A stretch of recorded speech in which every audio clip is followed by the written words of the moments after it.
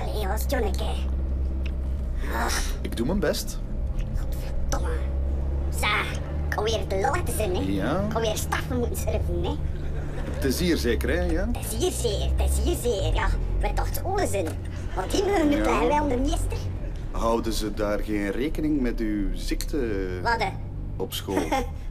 Vrij tammel. Het is dat iedereen gelijk voor de wet, hè.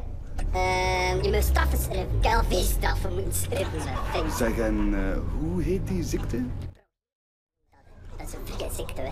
Dat ik kijk nog maar 9 jaar, maar ik zie eruit letten op terug. Ik word toch 4. Ja, waarschijnlijk. We moesten laatst met de klasse op PMS.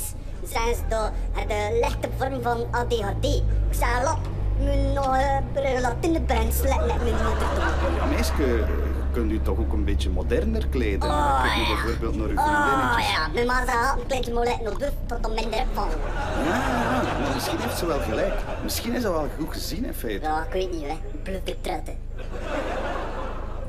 Allee, zet je maar Hier, zeg. hier. Ah, voilà. We zijn er. Allee, het werd dit. Ik had me noeren, hè. Ik had 10 bladzijden moeten schrijven. Maar ik zie hier niemand. Is het gesloten misschien? Godverdomme, dat ik dat nu heel vergeten. Dat pedagogische studiedag. Dat ik klunhet zat.